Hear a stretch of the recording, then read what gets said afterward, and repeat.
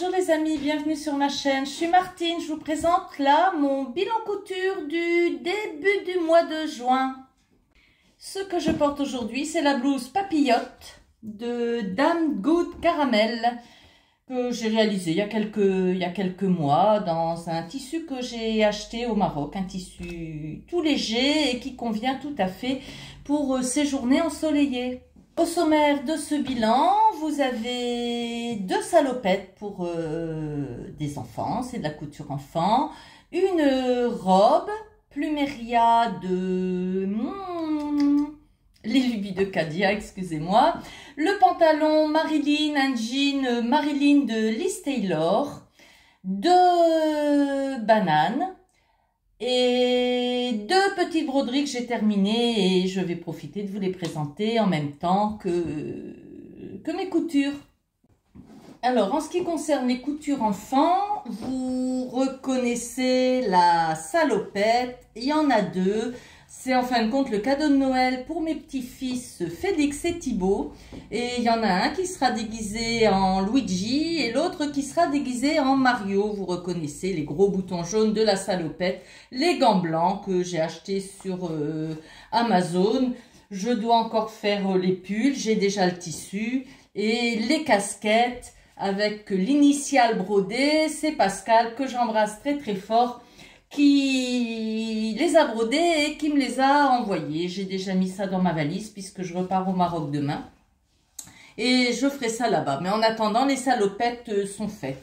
Alors, elles ont été faites dans un tissu un peu velouté. Je sais pas exactement ce que c'est. Il est un peu velouté, ce tissu.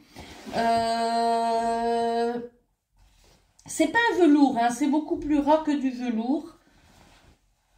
Enfin bref, je ne sais pas ce que c'est. Je vais pas vous faire un discours là-dessus, je ne sais pas. Donc j'ai pris le modèle, le tissu, je l'ai en tout cas acheté chez Toto. J'ai pris le modèle du pantalon sur octobre. Et puis, bah, j'ai patronné moi-même la bavette. Bon, normalement, le pantalon, il avait une braguette. J'ai fait la couture au milieu devant. Et j'ai bidouillé un truc. J'ai bidouillé un truc sur les côtés que... Bon. Mais j'ai bidouillé d'une telle façon, je vous montre celle qui est complètement terminée, parce que celle de Thibaut, en fin de compte, je dois encore mettre les pressions. J'ai voulu...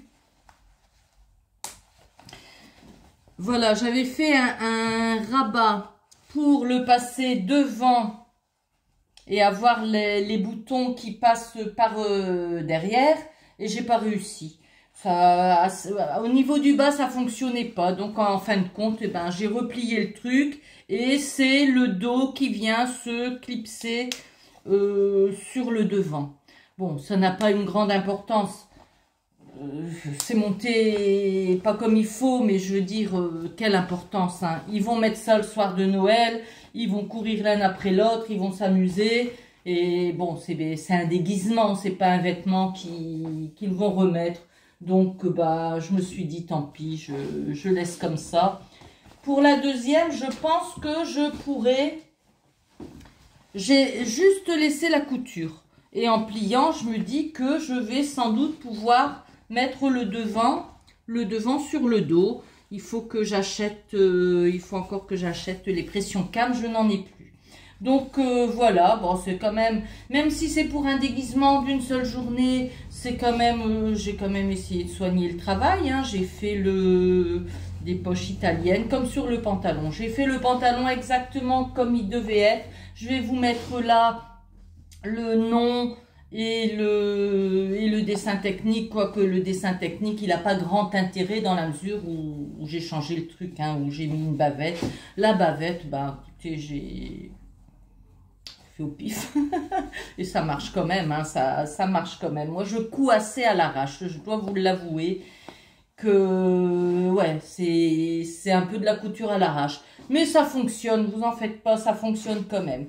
Donc voilà, mes salopettes de Mario et Luigi pour mes petits-fils, ce sera leur cadeau de Noël. Ils auront le déguisement complet, la salopette, les gants, le pull, un vert et un et un rouge et la casquette. Et puis, bah, ça va être rigolo, quoi. Ça, je pense que ce sera rigolo. Normalement, Mario et Luigi sont frères. Là, en l'occurrence, Thibaut et Félix sont cousins, mais ça marchera quand même. Et puis, ce sera bien rigolo de les voir tous les deux à Noël dans leur petit déguisement. Si vous vous souvenez de mon dernier bilan, j'avais fait une toile du jean Marilyn de Liz Taylor. Et la toile ne m'allant pas, j'avais dû augmenter la fourche. Je l'avais augmentée sur le devant et sur le dos. Mais il s'avère que là, ça faisait un pli. Il y avait trop de tissu dans le dos, alors que ça convenait sur le devant. Donc, sur ma pièce finale, c'est-à-dire le jean en jean, j'ai augmenté le devant, mais j'ai rien changé au dos. J'ai pas rajouté de hauteur. Ce qui fait que bah, ça fait un petit peu bizarre parce que mon pantalon, il est vraiment comme ça, penché sur le devant. Mais quand je le porte, il va parfaitement. Donc, ma foi, je l'ai porté, il me va bien. Par contre, c'est pas un modèle que je vais refaire parce que il faut trop changer de truc, quoi. Je veux dire, je pensais qu'il était taille haute, il n'est pas du tout taille haute, il est taille médium au nombril. Et moi, je ne peux pas porter des trucs au nombril, il faut que ce soit au-dessus. Donc, j'ai quand même dû faire pas mal de modifications. Alors, je m'étais dit que tout simplement, j'allais remonter la fourche. Et ma copine Elise, que j'embrasse aussi, m'a conseillé de remonter aussi la poche. J'avais déjà coupé le jean, elle me l'a dit trop tard. Elle se dit, ah, j'espère qu'il n'est pas trop tard. Et bien si Elise, il était trop tard, j'avais déjà coupé.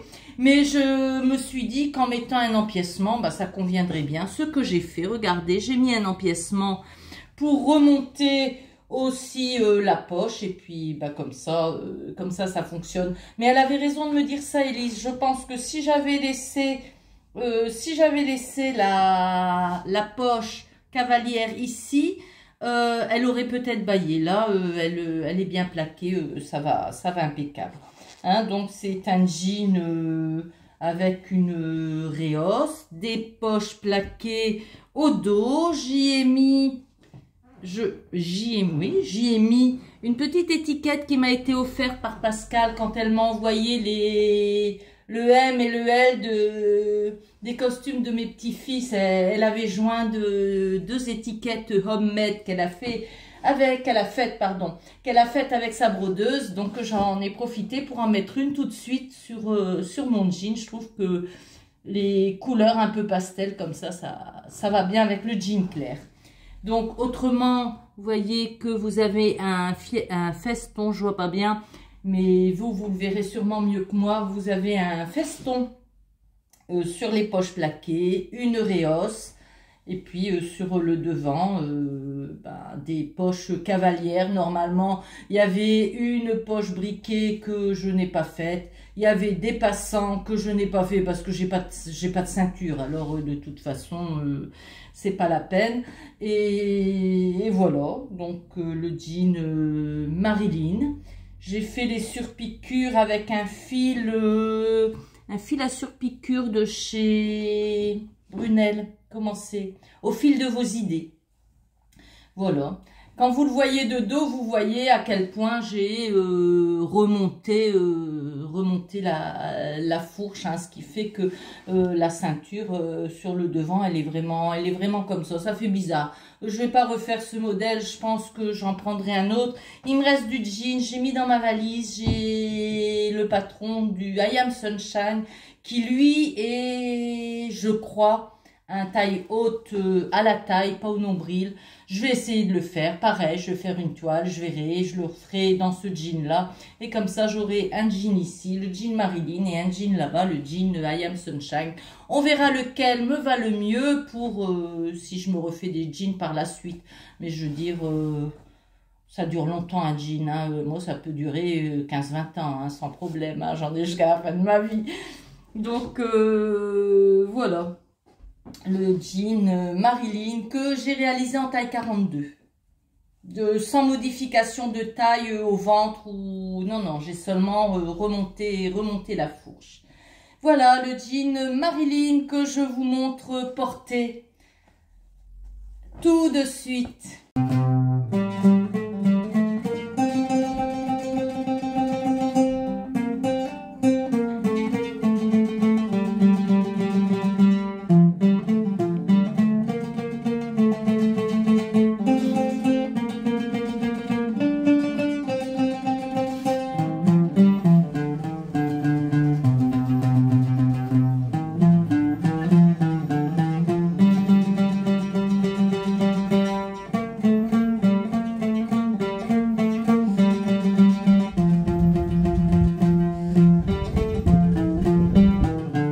La troisième, enfin quatrième puisqu'il y avait 2 salopettes.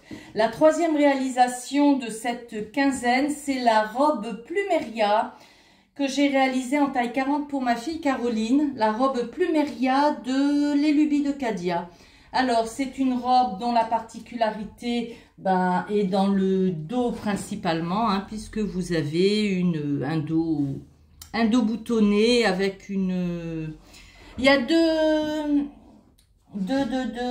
versions. Vous pouvez avoir une jupe patineuse, celle que j'ai faite, et vous avez aussi une version d'une jupe, c'est-à-dire le boutonnage, là, il continue dans la jupe, et puis, c'est-à-dire l'arrondi que vous avez là, vous l'avez en bas.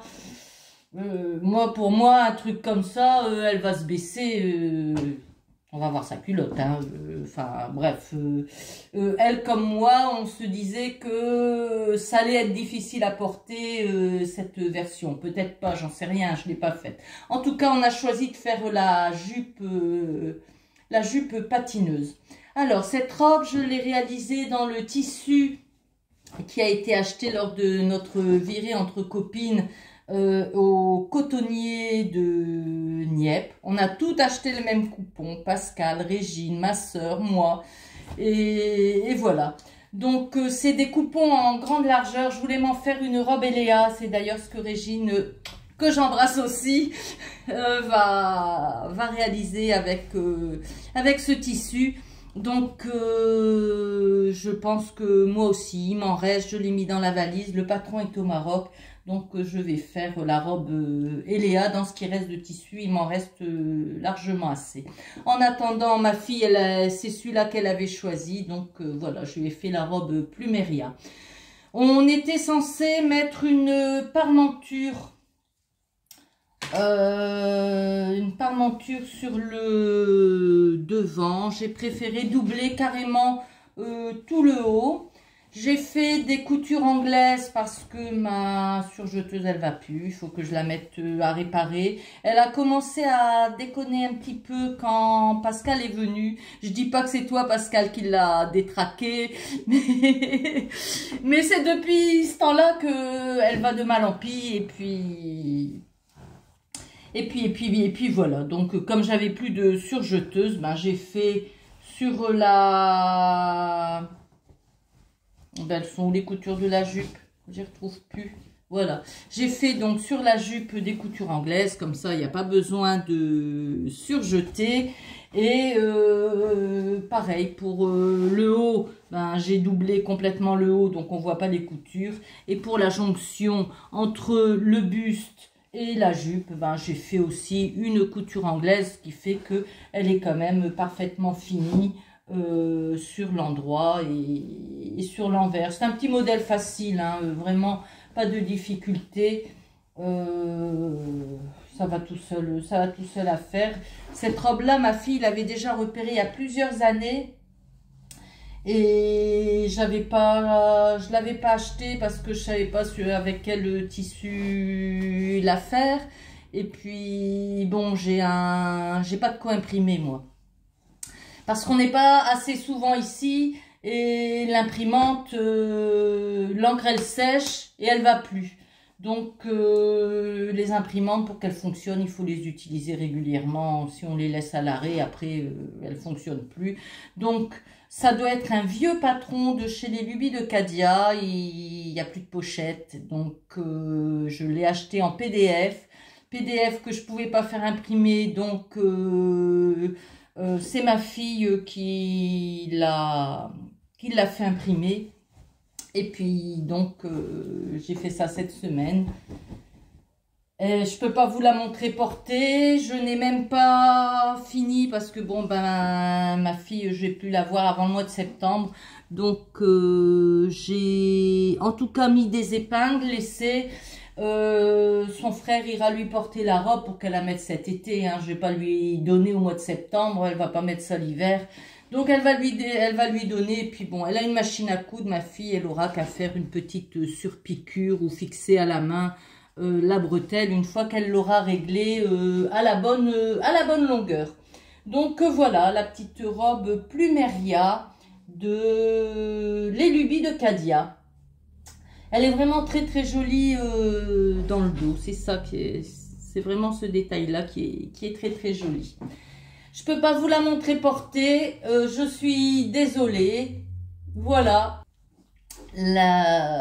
Le mois dernier, je m'étais fait un joli sac avec ce tissu que j'avais acheté. C'est un tissu d'ameublement, un jacquard d'ameublement que j'avais acheté chez Toto aussi lors de notre virée. Et quand mes belles-filles ont vu le sac, elles ont bien aimé le tissu. Donc, je leur ai fait à chacune une banane Nera de la cabane à coudre, hein, de Sophie. Sophie de la cabane à coudre. Donc voilà, je l'ai doublé avec le même tissu que mon sac. Hein, le tissu, c'est un coton qui vient aussi de chez le cotonnier. J'espère, j'ai un souci avec la fermeture. Et ça y est, j'espère que ça va tenir. Donc c'est un modèle, j'ai fait le modèle moyen avec une poche à l'intérieur. Bon, l'avantage de ce... Par contre, le jacquard, pas extra. Hein. Regardez, il perd des fils un petit peu partout. L'avantage de ce modèle, c'est qu'il comporte des œillets sur les oreillettes. Ce qui fait qu'on peut changer la anse. Je leur avais proposé une anse que j'avais achetée, je sais plus, chez Action, il me semble. Ben, je devais être avec Pascal aussi quand je l'avais acheté, je me souviens plus. Enfin bref, j'avais acheté cette anse que j'ai toujours pas utilisée et qu'elles ne veulent pas, elles préfèrent avoir une anse dans le même tissu. Donc voilà, j'en ai fait deux, hein, puisque j'ai deux belles filles. Et ben j'ai fait les anses dans le même tissu. Il me reste à les poser sur les mousquetons. Je n'en avais pas des dorés et comme l'œillet est doré, je voyais mal mettre un mousqueton argenté sur un œillet doré. Donc je devrais normalement les recevoir aujourd'hui. Je vais faire ça cet après-midi. Et comme ça, je pourrai... finaliser les bananes. Donc voilà, deux petits sacs bananes de la cabane à coudre. Et ben les deux fermetures, c'est dans le virage qu'elle a du mal à tourner. Hein, deux bananes de la cabane à coudre. Dans ce joli tissu jacquard de chez Toto. En ce qui concerne la broderie, j'ai deux projets finis. Alors d'abord un tout petit projet qui a été vite fait, bien fait. Regardez, c'est un phare avec des fleurs, comme vous pouvez le voir, que j'ai pris dans une revue dont je me souviens plus du nom, mais que j'avais acheté dans une maison de la presse. Je l'ai mise sur carte. Par contre, je ne l'ai pas posée sur polyfan. Je l'ai collée directement sur le carton de la carte. Ce sont des cartes des passe-partout que j'ai achetées sur Amazon. Et le problème, c'est que ça frisote un petit peu au niveau de la colle. Donc, je pense que je vais en faire d'autres parce que je trouve que c'est super joli. Et ce sont des motifs qui sont vite faits, quoi. Je veux dire, moi j'ai des projets de couture pas de couture, de broderie, mais j'en ai pour des années. C'est toujours des grands projets ou des couvertures totales. Donc ça fait du bien de temps en temps de faire un tout petit projet qui nous prend, allez, 2 soirées et puis qui sont super jolies. C'est pour ça que j'ai acheté des cartes. Et en fin de compte, je fais ça, je sais pas si vous vous souvenez, mais j'ai customisé la veste de ma copine Chantal. Et pour customiser, eh ben, j'ai dû couper sur les bords de sa broderie pour pas laisser ça en dessous. Donc je me retrouve avec des chutes de toile Aïda. Et puis je trouve que les chutes de toile Aïda, c'est dommage de les jeter. Moi je les brode. Et puis avec un petit motif allongé comme ça, ben, en fin de compte ça va bien. Il n'y a pas de chute et puis ça permet de faire de jolies cartes qu'on peut offrir, par exemple, je sais pas, qu'on peut offrir avec un petit mot, puis un billet, ou là je parle des petits enfants, hein, les ados, hein, parce que les petits, mais les grands, ce qu'ils veulent c'est des sous, hein. Enfin bref, donc voilà, c'est toujours agréable d'offrir une carte avec un joli petit mot. Donc voilà une carte. Et l'autre projet broderie que j'ai fait, c'est un plus grand, hein, je l'avais commencé à mince, attendez, il y a la fenêtre devant moi, je vais me tourner pour que vous puissiez le voir sans le reflet, hein. Donc c'est une couverture totale. C'est un motif qui m'a été offert par mon amie Chantal. J'ai mis environ, oh ouais, j'ai mis environ 6 mois pour le faire. Bon, en ne le faisant pas tous les jours, hein. Donc voilà, là je l'ai mis sous forme de tableau. Je ne sais pas si je vais le laisser sous cadre et sous forme de tableau. J'aimerais bien éventuellement faire un coussin. Ouais, je sais pas. Bon, là, il vient d'être fini. Je l'ai mis sous cadre pour vous le montrer, mais ce que j'aime pas trop, c'est que le cadre, il est plus grand et puis on voit la toile Aïda en haut et en bas. Sur la largeur, c'est bon, mais sur la hauteur, ça va pas. Donc, vraisemblablement, je le laisserai pas là-dedans. Mais en tout cas, vous avez un joli petit jardin japonais, oui, japonisant. Voilà, un joli petit jardin qui a été brodé. Alors, le tour, je l'ai fait sur 2 fils. Par contre, l'intérieur, je l'ai fait avec 3 fils. C'était un kit, il y avait tout dedans, les aiguilles, la toile, le fil, voilà. Vous avez pu voir mes réalisations de cette première quinzaine de juin. Je repars au Maroc dès demain, donc j'ai mis du tissu dans ma valise. J'ai mis des patrons, j'ai particulièrement mis le reste du coupon de jean avec le patron du I Am Sunshine, donc que je vais réaliser. J'avais acheté aussi un joli tissu fleuri, un polyester au tissu de Lille. Et je l'ai mis aussi dans ma valise avec le Tendance Couture Simplicity que je vous avais montré dans ma dernière vidéo pour faire une petite blouse.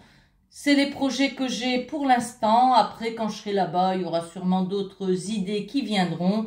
Donc, en tout cas, pour le prochain bilan, vous devriez trouver le jean et la blouse. Le jean, peut-être pas. Je vais peut-être attendre un peu parce que c'est pas un vêtement que je vais mettre tout de suite. Je le ferai peut-être à l'automne ou tout de suite. Je ne verrai, je ne sais pas.